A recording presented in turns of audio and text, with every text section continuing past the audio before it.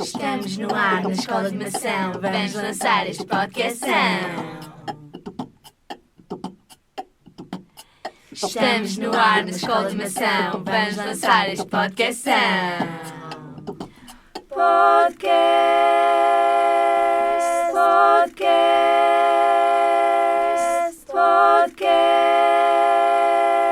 Ora então, muito bom dia. Bom dia para toda a comunidade escolar. Estamos em pleno mês de abril do ano 2024, ano este importantíssimo dadas as celebrações que aí vêm. 50 anos do 25 de Abril, 50 anos da Revolução dos Escravos, 50 anos de liberdade. Temos connosco alguém que faz todo o sentido de estar na nossa rádio, ainda por cima nesta celebração tão especial. Nascido em Mação, fez a sua formação superior em Sociologia e, tal como muitos oficiais milicianos da sua geração, foi chamado várias vezes a fileiras do Exército. Capitão miliciano e comandante de uma companhia de caçadores, fez a Guerra do Ultramar em Angola. Dr. Carlos Gaifão, seja bem-vindo. Tem aqui uma grande história e nós estamos desejosos para a descobrir. Por isso preparámos aqui algumas perguntas para si e essas perguntas vão ser feitas aqui por estes dois meninos, a Jéssica Silva e o Carlos Filipe. Muito bom dia. E seja bom bem-vindo. dia, muito obrigado. É um prazer voltar à escola, aqui com três simpáticas, dois meninos e uma senhora. Muito obrigado pelo vosso convite. Ora, essa. Então, quem é o primeiro a começar? É o Carlos? Bora lá, Carlos. Então, para começar, aqui esta pergunta é: quais são as suas principais memórias sobre o 25 de Abril e onde se encontrava nessa altura? No 25 de Abril, eu residia em Almada, era gerente do Banco Borges e Irmão. E, portanto, lembro-me perfeitamente, acompanhei, tinha 37 anos nessa altura, residia ali próximo de Cacilhas, na Avenida Federico Henrique, que depois passou a ser 25 de Abril. A toponímia acompanha os acontecimentos históricos. Do que é que eu me lembro? Segui com muita atenção as notícias. No dia seguinte fui até ao Terreiro de Paço, meti-me no Cacilheiro, em Cacilhas, fui ver os tanques, de maneira que foi uma memória bonita. Agora, as memórias depois começam-se a acumular, como tenho tantas, às tantas já baralho, já tenho dificuldades em fixar exatamente a hora e o dia. Bom dia. O que mudou na sua vida após esta revolução? Após a Revolução, as mudanças, isto muda a cada hora, nós estamos sempre a mudar, mas não damos por isso. A mudança é lenta. A principal mudança na minha vida não se deu no 25 de Abril. Aliás, em todo o país, a não ser para quem estava preso, soltaram os presos todos, abriram as cadeias e puseram lá outros. Foram os PIDs e foram gente do governo, etc. Tive amigos que prenderam amigos no 25 de Abril. O que mudou para mim muito foi na nacionalização da banca, no 11 de março. Portanto, houve ali um período revolucionário terrível, confuso, caótico, com forças de um lado e do outro. Parecia que ninguém se entendia, embora houvesse forças que sabiam o que estavam a fazer. Muito bem. Então, e você acha que os seus familiares mais novos, netos, caso tenha, claro, têm a noção desta data muito importante? Penso que não. Ninguém tem a noção do passado, nem nós. O que é que foi importante dos acontecimentos do passado? Eu sei lá, a Batalha de Alves Barrota foi importante, o Afonso Henriques foi importante, a importância. Portanto, temos dificuldades em avaliar e os netos não acompanham. Damos importância ao que é próximo, ao que se está a viver. Neste momento, o que é importante para vocês, olha, é esta entrevista, é este momento, são estes sorrisos, etc. Portanto, Sim, o que é importante é o que é próximo. Também é verdade. Que diferenças se notavam entre homens e mulheres antes do 25 de Abril? Muito grandes, muito grandes. Antes do 25 de Abril não havia, portanto, falando de homens e mulheres, havia os senhores e os homens. Diferente. Havia as senhoras e as mulheres. As senhoras da elite, endinheiradas, etc. Os senhores a mesma coisa. E, portanto, com vidas diferentes.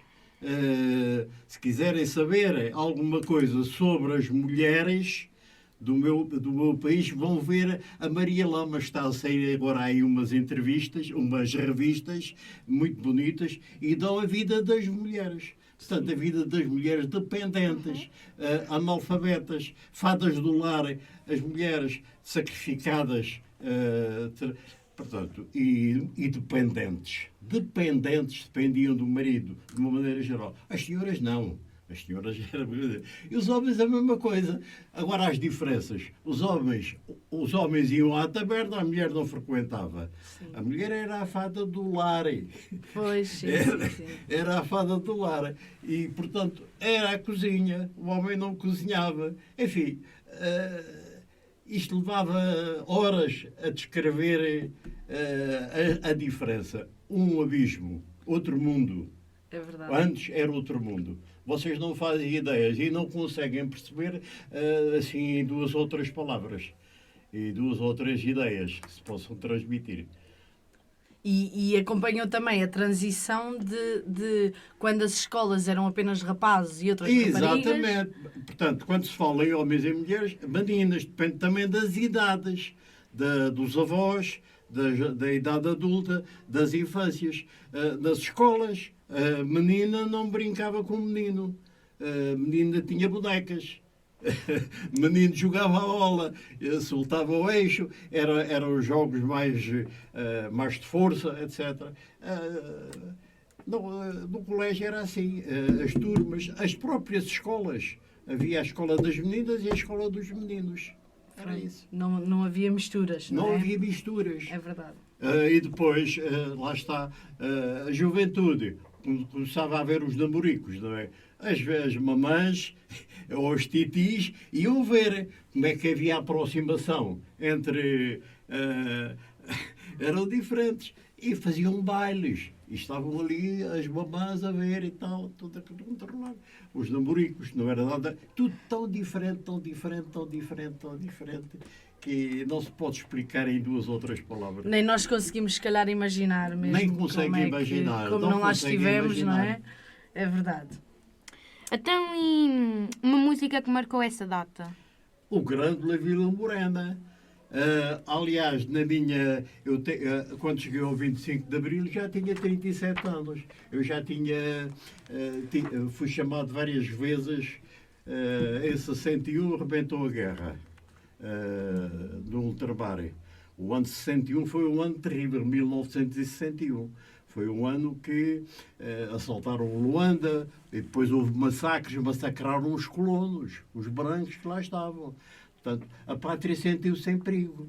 Foi daí que o Botas, o Esteves, o António Salazar dizia para Angola, depressa e em força. Foi um ano terrível. E, portanto, vieram as imagens com fotografias com os massacres de crianças, de mulheres, tudo que era, no norte de Angola, tudo que era branco foi para ser... galinha branca, vaca, tudo que era... Foi um horror. Foi um horror. Mas era para Angola depressa e em força. E nós tínhamos que lá ir. Pronto. Meu foi isso. Não sei se quer dizer mais alguma coisa relativamente a este tema do 25 de Abril. Sobre o tema do 25 de Abril, houve um processo revolucionário em curso. Havia forças que queriam, portanto, ideologicamente, queriam uma mudança completa a caminho do socialismo. E, portanto, isso depois teve muitos incidentes. Até que o 25 de novembro alterou e travou e trouxe a ideia original do 25 de Abril, não é? Portanto, o que é que se pretendia? As pessoas não falavam. Não havia ignorância política total. Tratava-se da vida. Quem falava era preso. Havia perseguições. Portanto, não havia conhecimento político. Porque as rádios havia censura, havia perseguições e as pessoas tratavam da vidinha, vida dura. formação era autossuficiente em termos de para viverem. Era rural, ruralidade. Vivia-se do campo. Em Mação só não havia arroz, não havia açúcar, porque não se lembravam de plantar batatas. Claro. O resto tinham tudo. É verdade.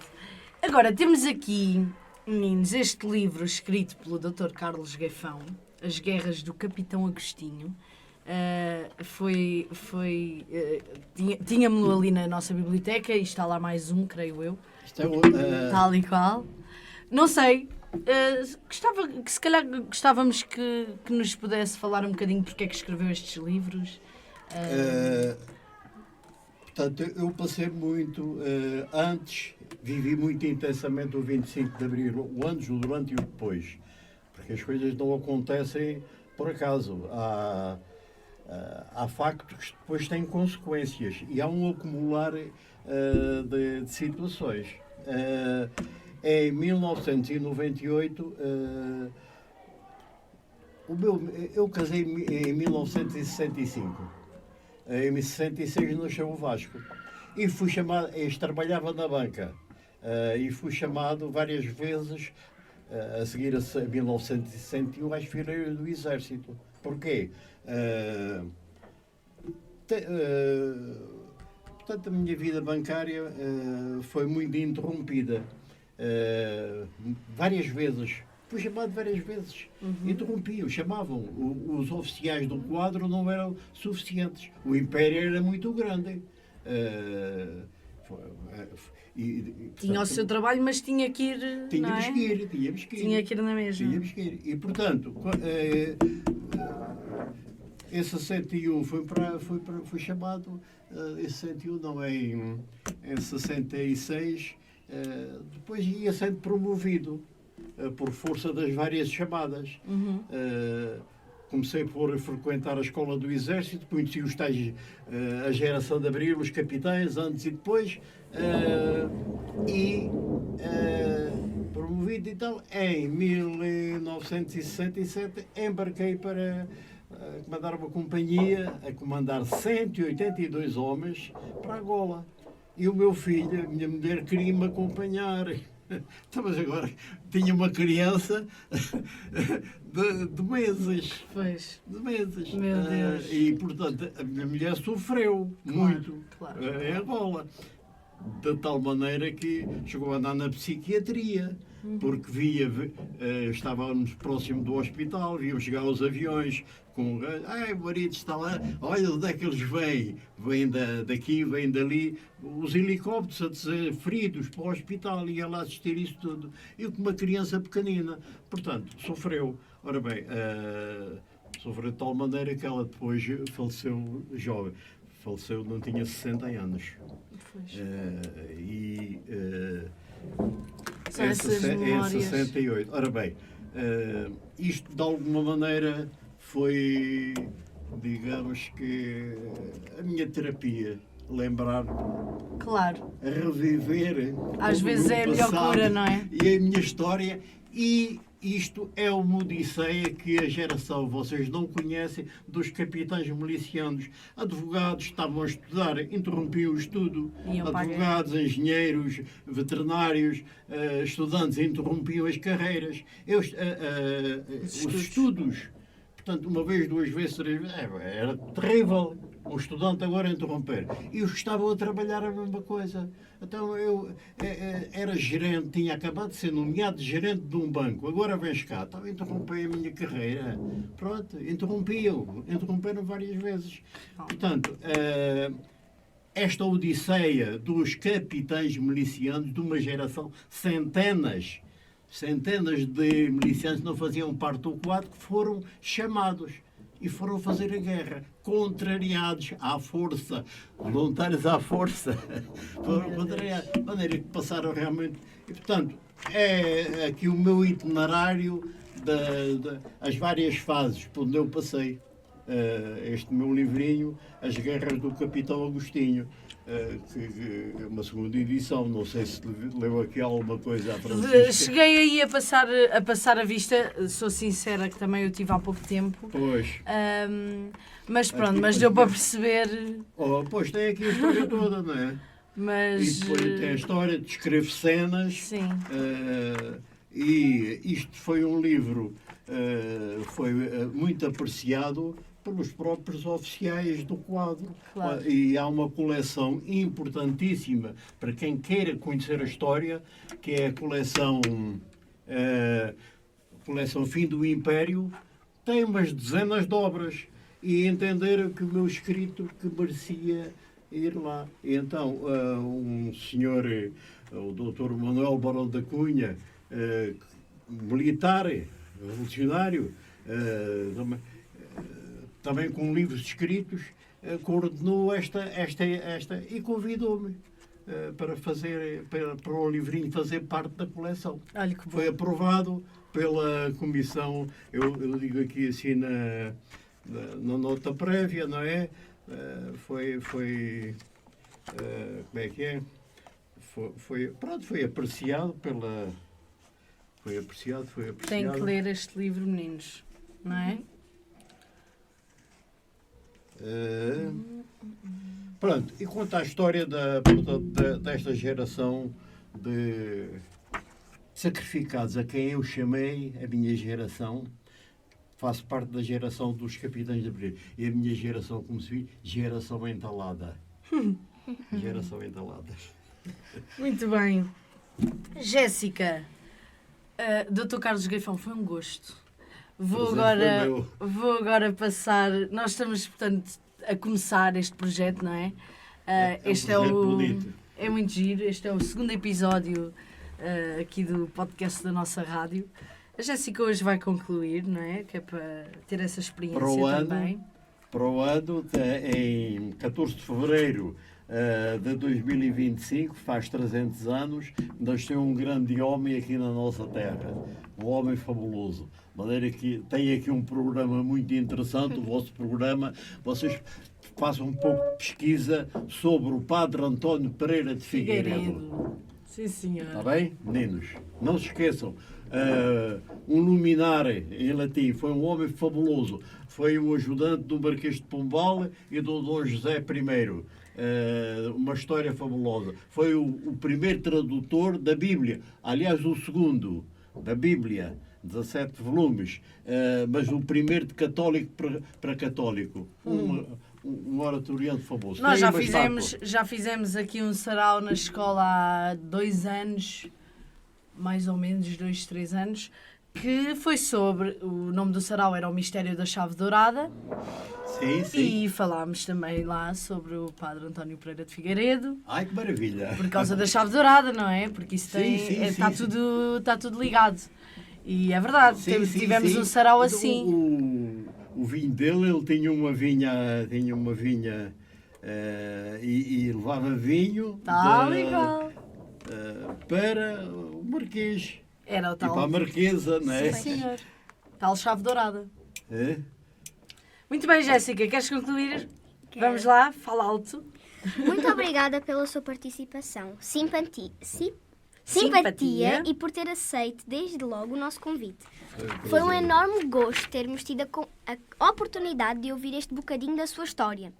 Creio que podíamos ficar aqui durante horas, que não seria tempo suficiente para ouvirmos tudo. É verdade. Ficamos por aqui e para os nossos ouvintes, já sabem, caso tenham interesse em vir à nossa rádio partilhar experiências ou conhecimentos, basta dirigirem-se ao Ateliê da Artista Residente ou enviar um e-mail para radioescolar@verdehorizonte.net. Até à próxima! Muito obrigado. Muito obrigada. Vou ser um fã da vossa rádio, porque gosto muito de aprender com os meninos. Aliás, nós aprendemos com tudo e com todos. É verdade. E, portanto, eu gosto muito de voltar à escola. Gosto de me sentir jovem, embora tenha 87 anos. Está ótimo, para a idade que tem, Muito obrigado. está ótimo. Muito obrigada e pela história de vida. Pela Francisca. Obrigada. Estamos no ar na Escola de Animação. Vamos lançar este podcast. Estamos no ar na Escola de Mação. Vamos lançar este podcast.